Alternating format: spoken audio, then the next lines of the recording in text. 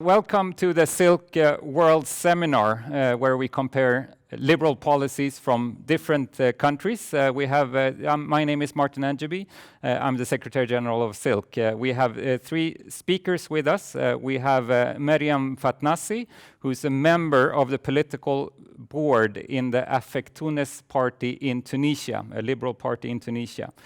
We also have Olga Nemaneshina, who is the head of the women's wing of the Liberal Party, Syla Lyudey. And Syla Lyudey means power of people.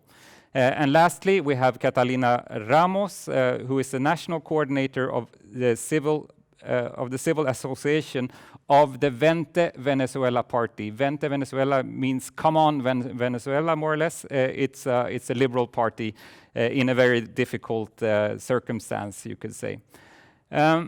So let's just start quickly. This is going to be a short seminar. Let's start in Tunisia. What are the overall challenges for gender equality in Tunisia? Well, in terms of women's rights in Tunisia, we're considered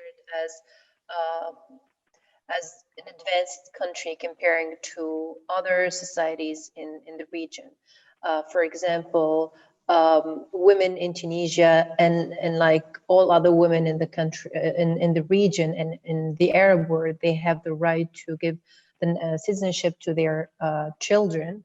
Women in Tunisia, they have political rights, for example, and they are encouraged by the system to participate in politics, which made many parties, regardless of their ideology, encourage the participation of women in politics in general. And that's why we have more than 30% of women's participation in Tunisian parliament. Other than that, there are also some other good things in the Tunisian laws, like, for example, the parenthood centers that guarantee, for example, abortion for all women. Women in Tunisia, they don't need the permission of their partners to do abortion. They can also do it for free. And these centers, they are everywhere in the country. They are present in all the districts of the country, and they do their services for free. So women in Tunisia, they have a good access to health, to productive healthcare services. But as Tunisia now faces a lot of economic problems, this affected women particularly more than any other category. We're witnessing more violence, even with the advanced laws that we have that try to tackle violence against women, but unfortunately, at least 43% of women said they were victims of physical abuse once. And we know that this number is really higher in reality, because women cannot be very open about their this kind of abuse due to the pressure from society. Still, some women, they are faced with rejection when they go to report about violence. Adding to that, we have also the pressure from family, and from family that would oblige a lot of women. I don't want to give a number, but it's like a good portion to not sue their abusive partners because of what people will say, because of the interest of children, because of this kind of balance that the woman should think about, but the abuser is not really thinking about it. Also, due to the economic crisis, women are more hit about this crisis a lot more than men. Poverty in Tunisia concerns more women than men. Even though women are more successful in their education than men in Tunisia. This is a paradox, but it does exist. And especially women in rural areas where they have problem with transportation, they have problem with access to money and to finance. So they are more concerned by poverty, by economic inequality than men, and then women also in other parts of the country. This is Yeah, some of the very, problems that very, women are facing in Tunisia. very, very interesting. So, as in other parts of the world, women are actually doing very well in school and in the education, but then when it comes to economic outcomes, there is still a big difference. And also, there's in a country like Tunisia, there's a very big difference between the capital and the rural area. Thank you so much. Olga, in Ukraine, what would you say are the overall challenges for gender equality? Ukraine is quite interesting country in this case because we are post-Soviet country, first of all, and this huge influence of the Soviet Union we feel and still now in our country. So it's patriarchy quite country with the stereotypes in the society, with quite big influence of church, especially from the western part of Ukraine. But in the same time, it's very free country comparing with other post-Soviet countries.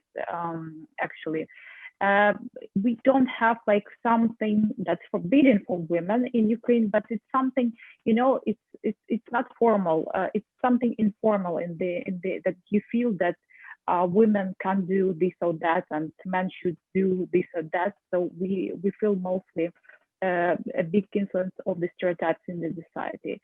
And we mostly need improvement in legislation, I would say, not like changing or to let women do something. We can do that, but we are still like stopping ourselves. Of course, we I think have the same situation as in Tunisia, with a less success maybe in some spheres like business and politics. Actually, according to the gender index that we have, Ukraine actually more suffer from women more suffer in political life and in big and medium businesses. So like the same situation.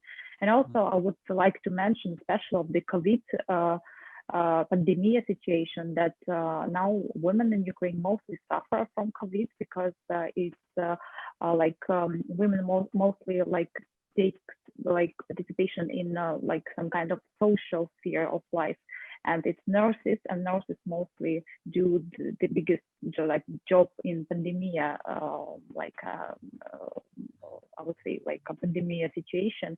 So and also suffer from. In politics, we have one of the worst, I would say, situation in the Europe, because we have only 21% of women in the parliament, and we still don't know about local situation, as we just finishing calculating results of local elections in Ukraine, because it's like finished like some days ago.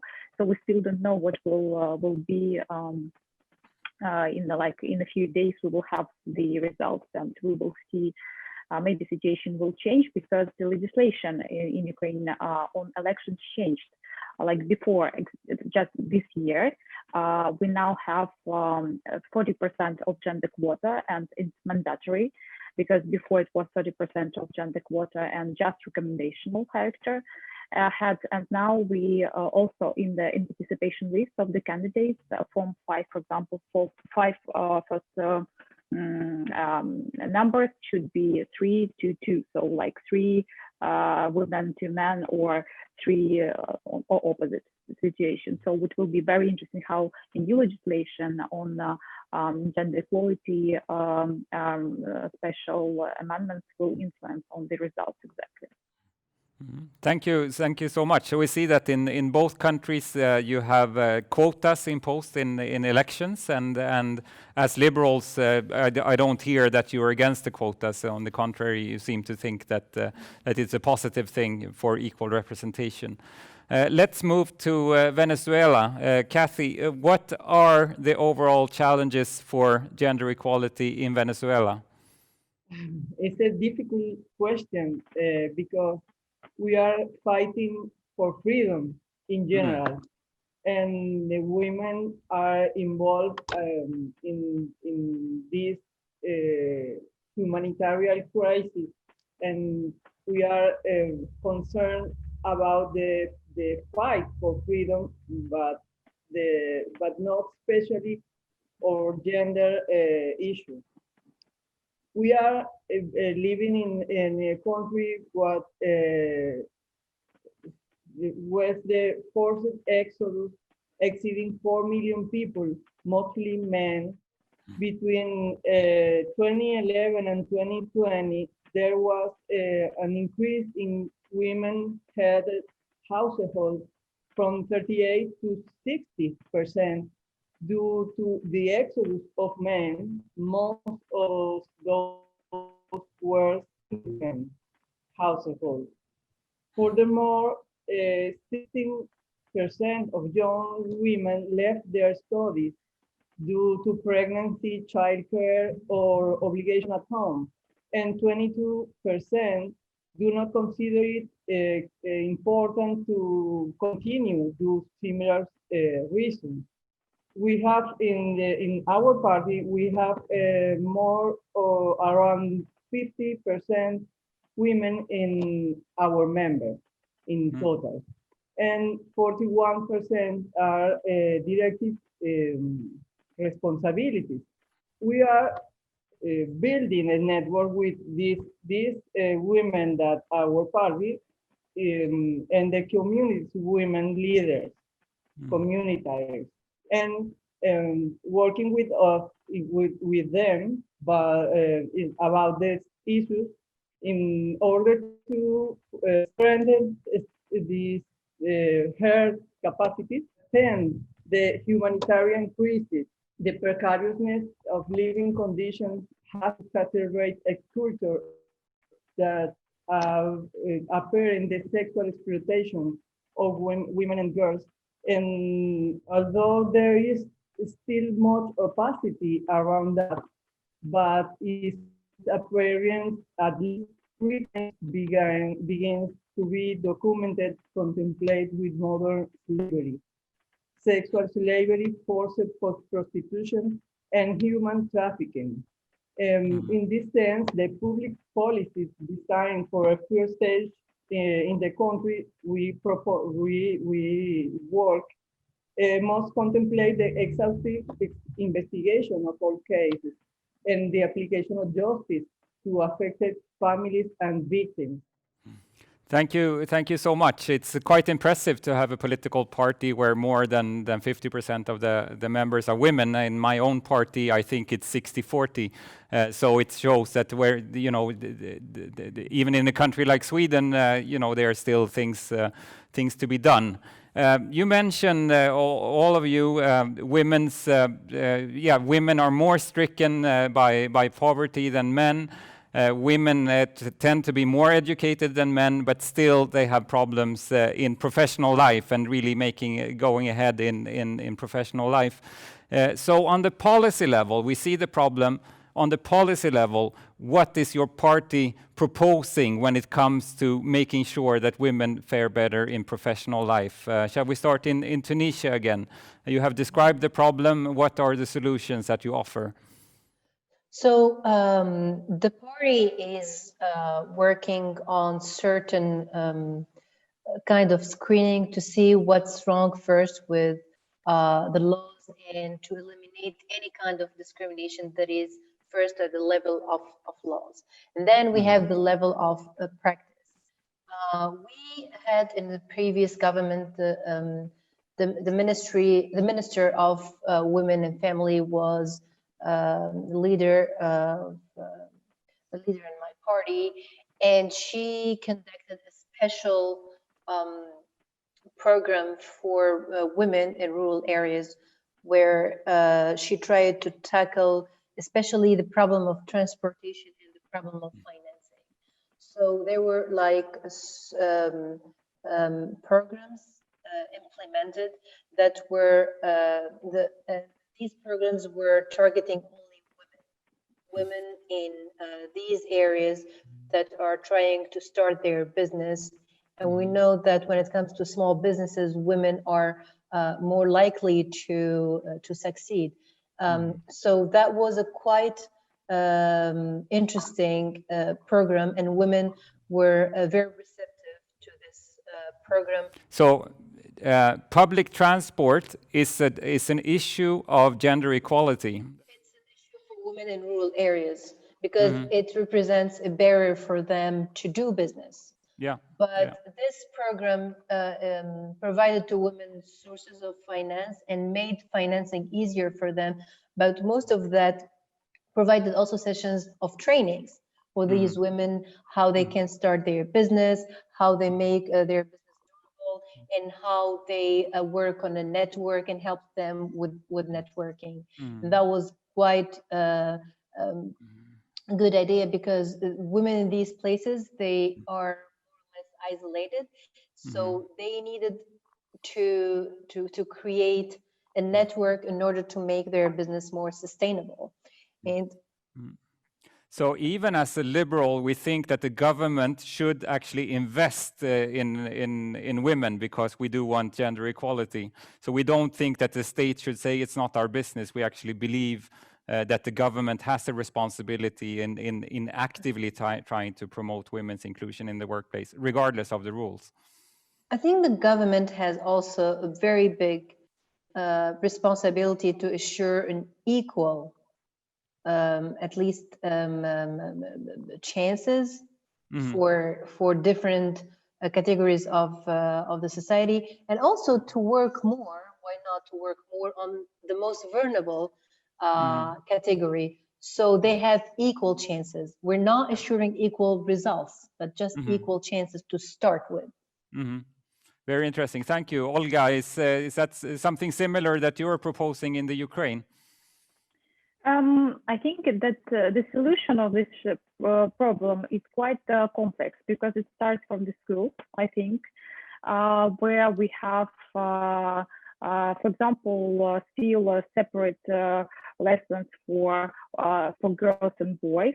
Still, girls do more cooking, needling, etc., and boys doing labor lessons or something, or with using the physical force and other things that we have a big problem that we don't have like sexual education lessons at all.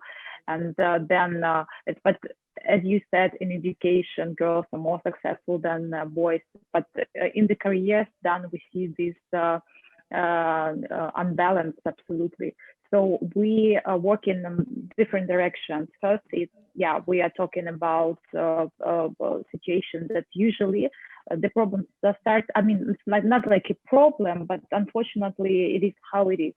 When the women and men, they create the families, and usually women stay at home with their children, and men usually building their career. So we are saying about the balance between careers and between family. First of all, we need to, for example, in Ukraine, reduce the parental leave because we still have this horrible Soviet parental leave for during 3 years. So it's like a lot. And plus we have like low social support from the government. So I mean, so it's changed how to keep the families. I mean, from financial side, we still don't know. So we offer to reduce it to 2 years as a like maybe for some period of time for the first time. So it shouldn't be such a strong difference, but at the same time, people should get used to this. Then we need to attract more men to take parental leave because according to our legislation, men could do it, but unfortunately still stereotypes that it's not men's business to take to take care about the children and for some housework. It's still very strong in Ukraine, and but in the same time we need to support friendly working space for women, as more like flexible hours, more flexible like choose the place where they could work. As you see, also this pandemic shows that if you just for your work, you just need computer like laptop and phone, you could easily stay at home and do a big part of your job at home also, and also carry the family. At the same time, we're talking about fair wages for men and women. As in Ukraine, it's 30% difference in the same positions with the same qualifications, etc. So, and about the business, as Miriam said, also we need, as you asked about, is it liberal or not liberal when the government like support women in a different way? Yes, I think it's liberal because we are talking about fair competition. Fair competition couldn't be when women are just in a low position. So it's not fair competition. So this is why we need to keep women to make the competition between men and women and just in society between like human beings. Yeah, we have many subjects that we want to touch on, and we will not be able to touch on all of them. But I would like to speak a little bit about domestic violence, because this is something that is a problem in all countries, including my own. And Kathy, you mentioned this as well. So now we know that Venezuela is in a very difficult position, but if you look ahead and if you look to a normal society, what would your party propose to work with violence against women and domestic violence? Well, first we study the case with the indicators, because in reality now violence is over all the society members, not women only, and the conditions are our country are violent and affect the family, the girls that I said before. But in our party, we have in our doctrinal philosophy and statutory proposal, we are focused on the citizen as the axis of development in a normal country, in a republican system. We are working for the of their capacities, their talents, their merit, and accompanied by a limited state, strong but mainly focuses on functions that are natural to it, such as security and justice. In that frame, we see women as just another citizen, and we understand diversity as a strength. And we also assume that in Venezuela is normally have leaders and family, community, social, academic, artistic, and more recently political women leaders. And because of that, we have been developing a line of political and social action that promotes the strengthening of women's capacities to empower them, working in network with our leaders, our party leaders, and put them as executors, as leaders of the programs, but not the receptive one. Working in leader communities with the leaders, natural leaders of these communities, women, and working in sexual reproductive health and violence, domestic violence, and nutritional issues, because the crisis is affecting hard nutrition of family homes, and working in administrative business, financial, and independent capabilities. But in order to strengthen the woman in these communities and go on and survive, essentially. So I would try to sum up because we don't want to make this very long. At the center of everything is the individual. So whether it's a man or a woman, it's a person with rights. And now we see that women don't have rights in many instances, and of course they have to have them. We want the government to be actively involved in these matters. They will not be solved by themselves. The policy areas cannot be separated, because in every policy area there is a gender dimension. So we speak about work life or anything else, it has a gender dimension. Equal pay is still definitely on the agenda, I think, in all countries. The end of domestic violence, and importantly, I think all of you mentioned that even when the rules are there, the norms in society have to be affected, and you can do it by promoting women leadership. And we also see in the case of Venezuela, the effect of having a woman leader really brings some of these issues to the forefront. So these are my takeaways from today. Thank you so much for participating. Do you have any final words? What's most important for your party now? What political actions on the topic of gender equality do you foresee in the coming period? Quite short. Let's start in Tunisia.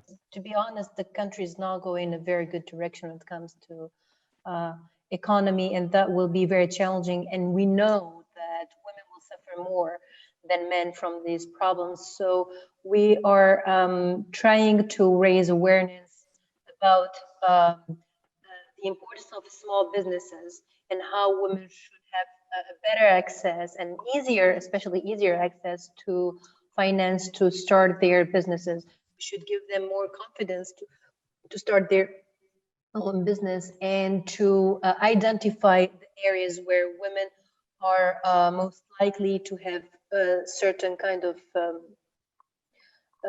bureaucratic barriers, and to eliminate them, to make to facilitate the task of starting a business for them. Also, we learned from the first, like, women were unfortunately suffering from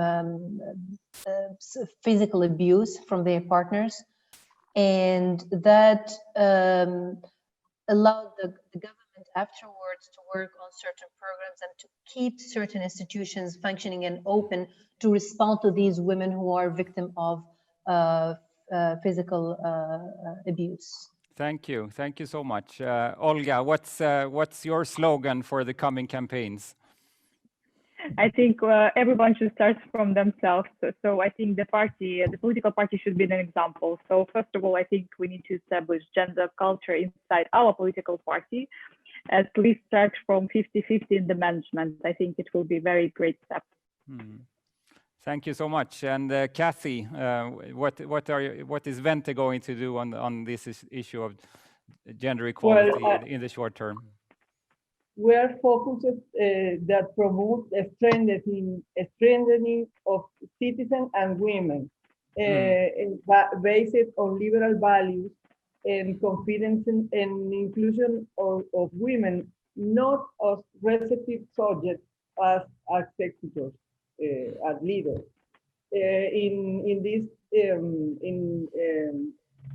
We think that it is a first stage, but the very strong society, because we have a tradition that the woman, more than 50% women in the country have leaders in this situation, and that we think that in future it's necessary that these women were more strength, and the